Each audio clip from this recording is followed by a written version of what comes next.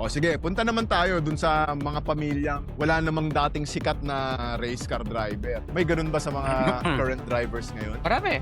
Ang isa doon, yung pinakasikat na talagang galing sa wala, si Lewis Hamilton. Yung tatay niya, he worked for multiple jobs just to sustain yung racing career ni Lewis Hamilton simula nung nagka-kart pa lang siya.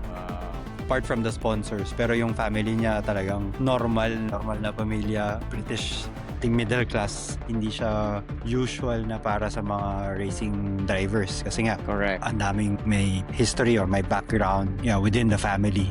Yes. So, talagang parang ginapang o talagang pinursige ng mga gulang niya para magtuloy-tuloy siya dun sa from karting until dun sa mga F series na karera.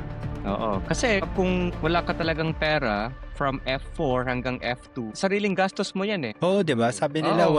walang sponsorship na malaki. Yeah. sweldo ang drivers ng below F1. Yes, correct. So, F2 Oo. and below. Mm, Kumikita lang daw sila sa F1 na. sa F1 Kaya na. parang Oo. talagang ultimate goal nila na makarating sa F1 talaga. Oo. Ang swerte lang ni Lewis Hamilton is talagang na-scout siya ng maaga ni Ron Dennis, yung dating team principal ng McLaren. Buti na lang talagang nakita ni Ron Dennis na may talent tong batang Lewis Hamilton during, the early years of his racing. Kaya na-secure niya yung seat ng McLaren. McLaren siya una. So kunyari, parang ganito. Kunyari F4, F3, malayo ka pa sa F1.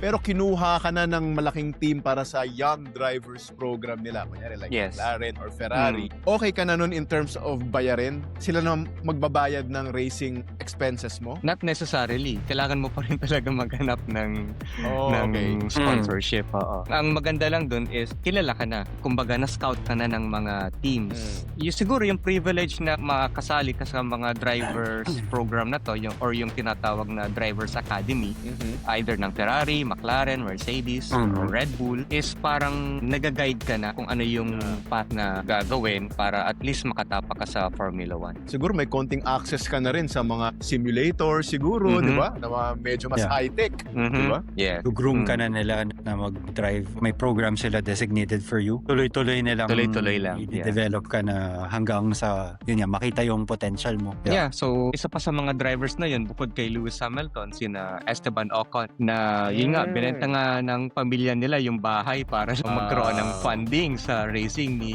Esteban Ocon. Sina Valtteri Bottas, yan, galing din yan sa middle class. Lalong-lalo na si Fernando Alonso. Yung tatay niya, mekaniko lang. Wow.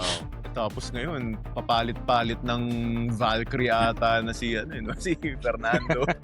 Di ba? Palit-palit ng Mga pag-aani supercar. zonda niya na sasakyan sa Monaco. Naka-cordon off pa. Sobrang galing naman kasi ni Alonso talaga. Ang nakakatawa sa mga driver's profile na to or yung sa mga family profile na to, yung binabasa ko yung mga history, napabilang dito sa working class background si George Russell, si Diva George. Kasi daw yung pamilya niya, farmer, may seed tsaka pea business. Pero yung binasa ko, kumikita ng million na pounds. Yung mukha naman ni Russell, parang, sure ka mahirap ka, pre? Mukha ka naliligo sa gatas eh. Di ba? Ako kilala farmer, pa-farm lang eh. Pero pag sinilip natin yung background yan palagay ko Sino yung taga-Cagayan? Diva rin, diva. Diva. Prima Pero donna. totoo, kasi may napanood nga akong interview ni George na parang sinasabi rin niya yung sakripisyo daw nung magulang niya para sa kanya. So akala ko, medyo working class na medyo taghirap din. Nagsusupply pala ng patatas sa McDo.